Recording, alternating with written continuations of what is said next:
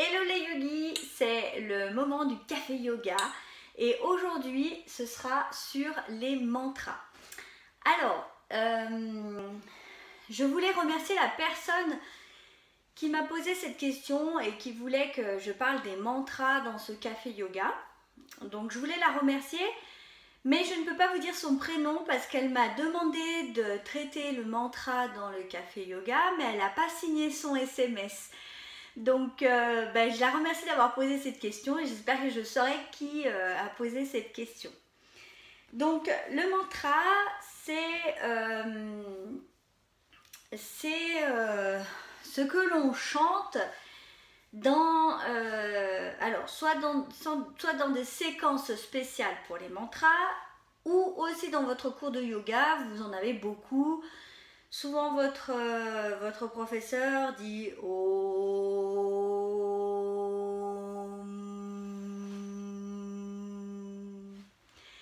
Bon, ça c'est déjà un premier mantra que l'on a un peu à toutes les sauces.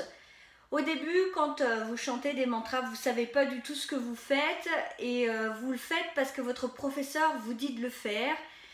Et en règle générale, il n'y a pas trop d'indications par rapport à ça, donc vous faites confiance à votre professeur et vous chantez ce mantra. Et après, vous pouvez quand même avoir des ressentis positifs suite au mantra que vous allez donc faire régulièrement. Alors déjà, je pense que c'est la bonne attitude de faire confiance à son professeur, hein. Donc quand on prend des cours de yoga, on a confiance en son professeur ou pas. Du coup, on essaye. Le professeur est là normalement pour ouvrir le champ des potentiels, ouvrir aussi tout ce qui se fait en yoga. Donc il n'y a pas tout qui nous convient, donc ça, il faut bien le comprendre. Surtout quand on prend des cours collectifs. Mais je trouve que c'est toujours intéressant d'explorer, d'expérimenter et puis après, si c'est pas pour moi, c'est pas pour moi. Je passe mon chemin et je fais autre chose. Alors, il ne faut pas confondre mantra et kirtan. Kirtan exactement. Donc, je vais vraiment me focaliser sur les mantras.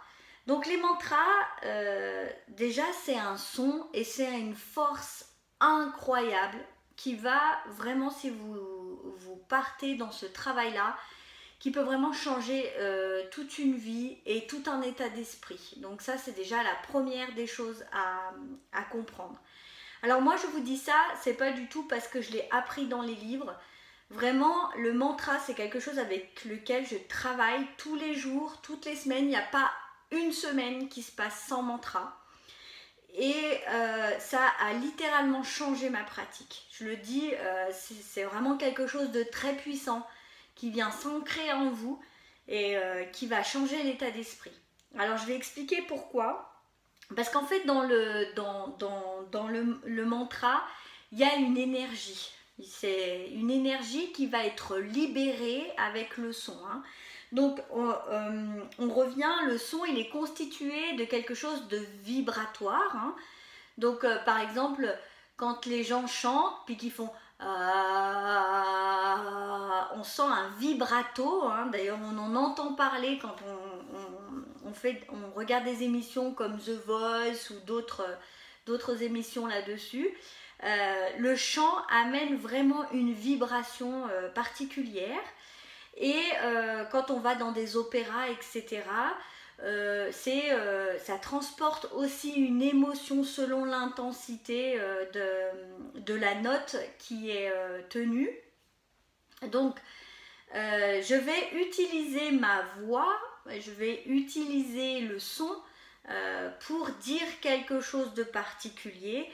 Et en mantra, un mantra c'est toujours en sanskrit, toujours la langue très ancienne du yoga, mais de l'Inde surtout.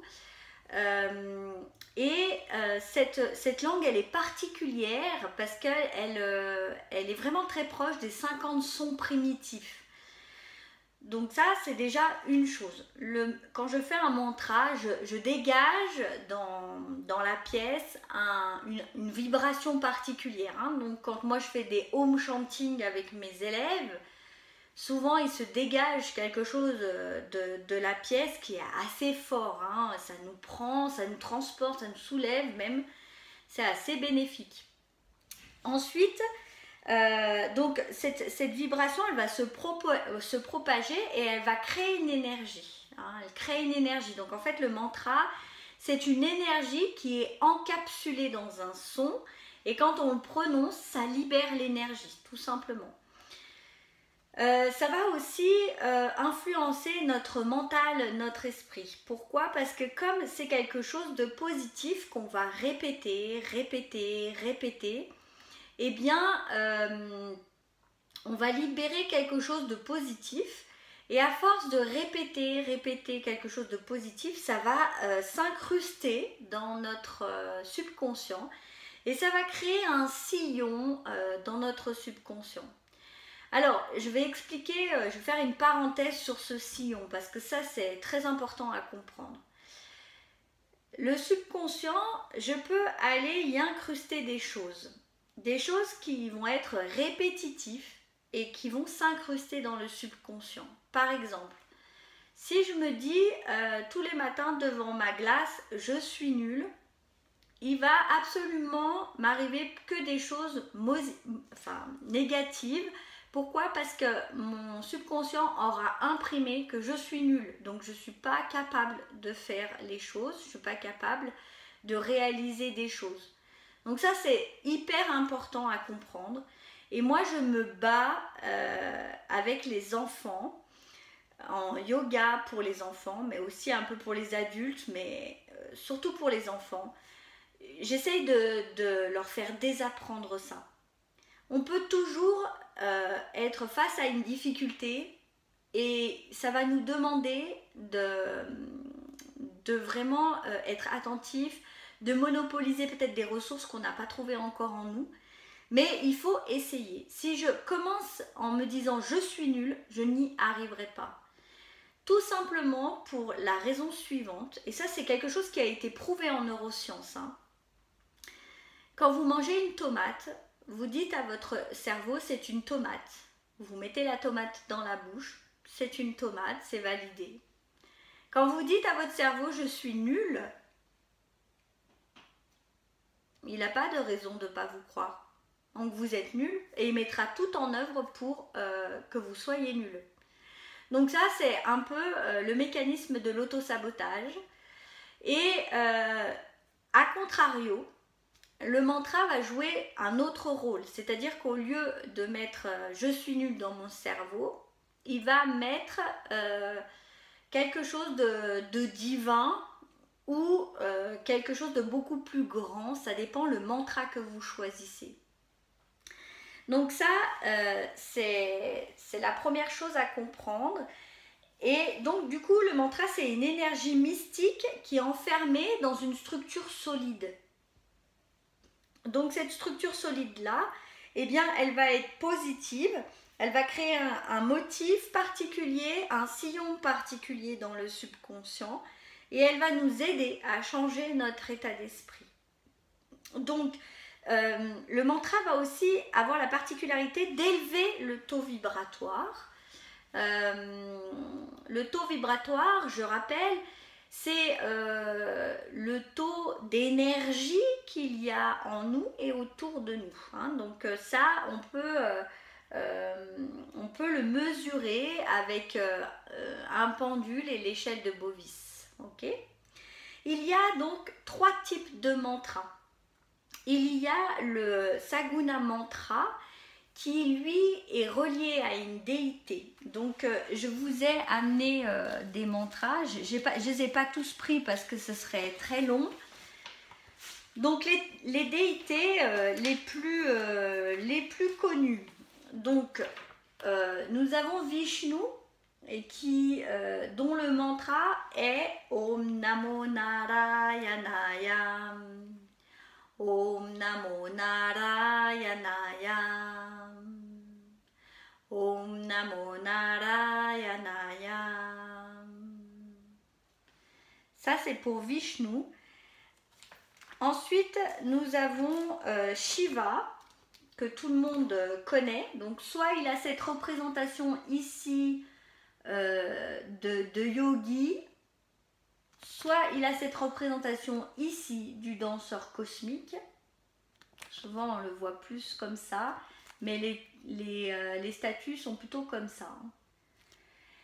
Et là, le mantra de Shiva, c'est Om Namah Shivaya, Om Namo Shivaya, Om Namah Shivaya, Om Namah Shivaya. Et ensuite, on a, j'ai pris le mantra de Ganesha parce que c'est vraiment une déité qui est assez connue dans le yoga. Il a la tête d'éléphant. Donc ça c'est Om Shri Maha Ganapataye Namaha. Om Shri Maha Ganapataye Namaha. Om Shri Maha Ganapataye Namaha. Alors, vous allez me dire, moi j'ai pas envie de prendre un dieu hindou parce que je suis pas hindouiste et que je suis pas dans cette religion. En fait, en hindouisme, la divinité, c'est pas quelque chose de personnifié. C'est une représentation d'une qualité. Donc, si on regarde ici Ganesha, eh bien, c'est la stabilité, c'est l'ancrage, c'est cet éléphant qui va vous faire une autoroute devant vous dans la jungle et qui va faire en sorte que tout soit propice pour vous.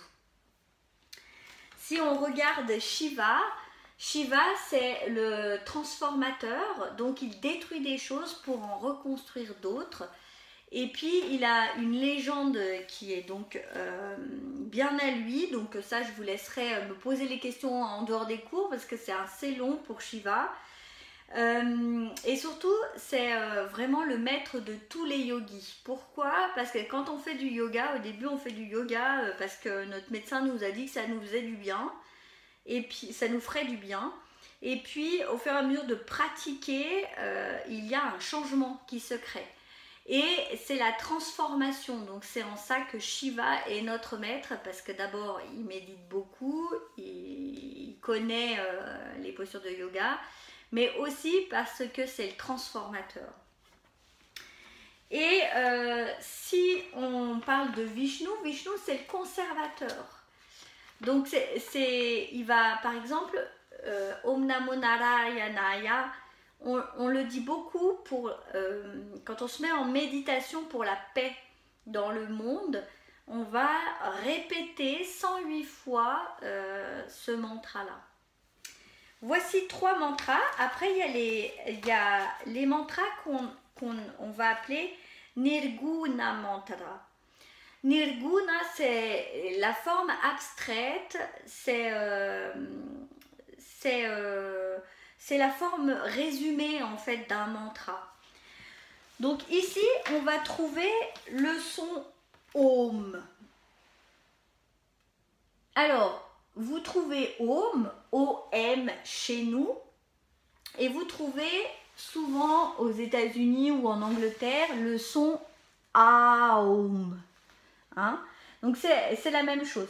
Si on regarde l'explication du symbole, hein, ça signifie, le 3 là, signifie la Trinité, corps, esprit et âme, donc être, faire et avoir, ce que l'on veut, ce que l'on est, ce que l'on voudrait être, ok. Ensuite, ici, c'est la vibration du son, ça c'est le voile, et ça c'est nous, ok. Donc le tout forme alors ça c'est la conscience individuelle, la conscience c'est notre conscience, ça c'est Maya, c'est le voile de l'illusion, d'accord. Sinon on peut aussi dire que ça c'est l'état des rêves et ça c'est la réalité, inconscient et subconsciente, inconsciente et consciente, ok. Donc Om, alors le Om, il faut le faire partir de la base de son buste, comme je l'ai dit dans un précédent café yoga. Je le fais partir de la base de mon buste, donc il y a un son qui est le A, mais qui est muet. Donc ça donne ça. J'inspire, ça fait O, résonne dans la cage thoracique. O, résonne dans la tête. Et un silence qui s'élève vers le haut. Donc ça, c'est un mantra qui est court, qui est résumé. Il faut savoir que le Om est aussi le son qui a créé le monde. C'est pour ça que vous l'entendez à toutes les sauces dans les cours de yoga. Et puis, souvent, beaucoup de mantras commencent par Om. Ensuite, on peut avoir aussi un autre mantra qui est Soham. Donc, je ne sais pas si vous voyez, c'est marqué là. Soham. Cela veut dire « je suis cela ». Je suis cela. En gros, entre parenthèses, je rajoute « je suis le tout et l'unique, tout est en moi, tout me guide et me protège, l'univers existe en moi comme j'existe en l'univers ». Quand on fait le mantra Soham, c'est vraiment qu'on est relié à quelque chose de beaucoup plus absolu. On a une conscience de notre divinité intérieure. Et on essaye de la faire rayonner à l'extérieur. Donc ça, c'est vraiment très important à comprendre. Et après, on a les bijam mantras. Les bijam mantras, c'est des mantras qui sont seulement, qu'on dira mantras racines, qui sont vraiment la syllabe, une syllabe. Et avec moi, dans mes cours de yoga des saisons, vous voyez les 7 mantras, bijam mantras, mais les 6 surtout. Par exemple, le mantra du cœur, c'est Yam, Yam, Yam. Donc, on va répéter ces mantras. On peut les répéter 3 fois, 9 fois, 18 fois, 27 fois, etc. Toujours par multiple de 3, jusqu'à 108 fois. Ça va complètement changer votre état d'esprit. D'ailleurs, j'ai amené un texte du maître Swami Vishnudevananda qui nous parle des mantras, donc toujours dans le livre Upadesa. Le mantra est un son qui produit une forme.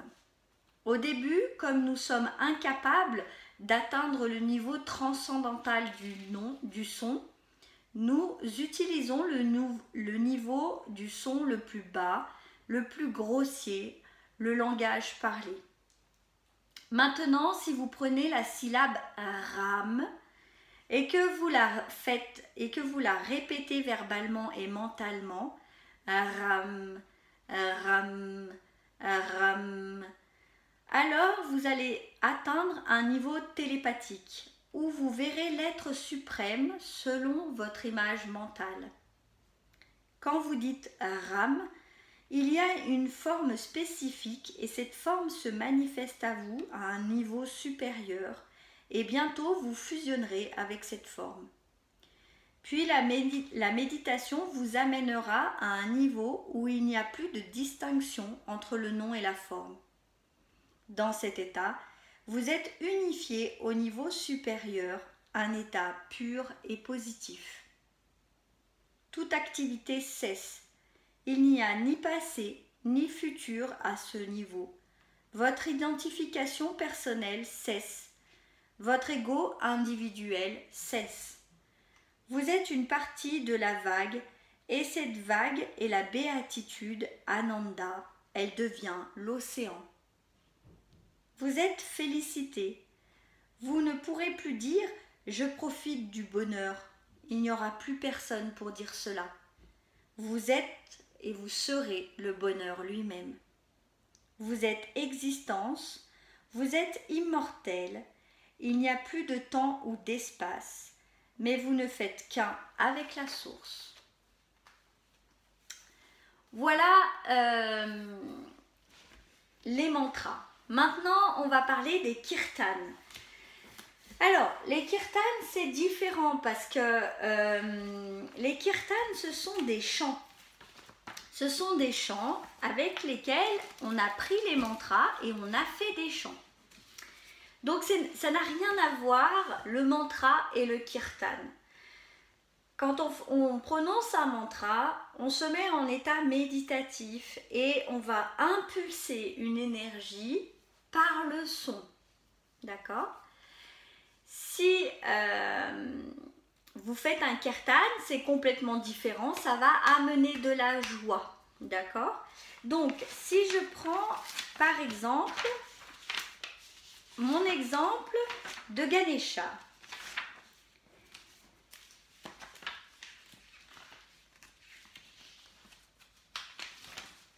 Le mantra de Ganesha, c'est Om Shri Maha Ganapataye Namaha. Ok ? Si je le chante ce mantra, ça donne ça. Om Gam Ganapataye Namaha Sharanam Sharanam. Om Gam Ganapataye Namaha Sharanam Ganesha Ganapati Ganapati Ganapataye Ganapataye. Donc vous voyez, il y a une partie du mantra qui est utilisée. Om Gam Ganapataye Namaha, ça c'est le mantra. Sharanam, Sharanam, je prends refuge en Ganesha. Donc c'est pas du tout la même chose, c'est pas le même, c'est pas la même ambition. Par exemple, moi mon mantra personnel c'est Soham. Je travaille avec ce mantra et dès que je sens que je suis sous pression ou que j'ai besoin de me recentrer à l'intérieur de moi ou j'ai besoin de trouver une aide énergétique, je vais tout de suite aller sur Soham. Soham. So, j'inspire. Ham, j'expire. Soham. Soham. Et ça va me recentrer. Au-delà de ça, Soham, je suis cela, c'est la prise de conscience de la divinité. Et moi, ça m'a vraiment fait changer mon regard sur le monde et sur les gens que je rencontre.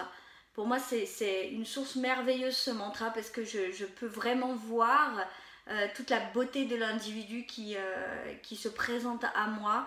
Et souvent, je vois dans son chant aurique tout son potentiel et c'est absolument extraordinaire.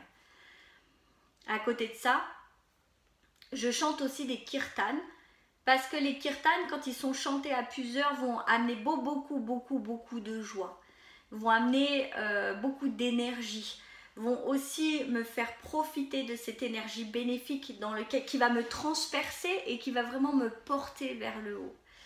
Donc voilà la différence. Et la personne qui m'avait envoyé le message m'avait demandé de décortiquer le Gayatri Mantra. Donc le Gayatri Mantra, ça vient d'un chant védique. Et concrètement, ça veut dire que la terre, alors je vais reprendre mes notes pour être précise parce que du coup, voilà. Bhurvasva Tatsavitur Varenyam, ça veut dire eau, terre, air et terre, feu. Que ces 5 éléments m'aident à maîtriser mon esprit galopant. Donc le chant, vous le trouverez sur YouTube de plein de façons différentes. Voilà, le mien, je le chante comme ça. Bhurvasva Tatsavitur Varenyam Bhargo Devasya Dhimai Diyo Yona Prachodayat. Om Bhurvasva Tatsavitur Varenyam Bhargo Devasya Dhimai Diyo Yona Prachodayat. Om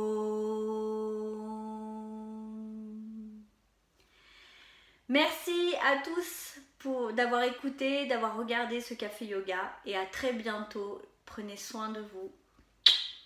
À bientôt.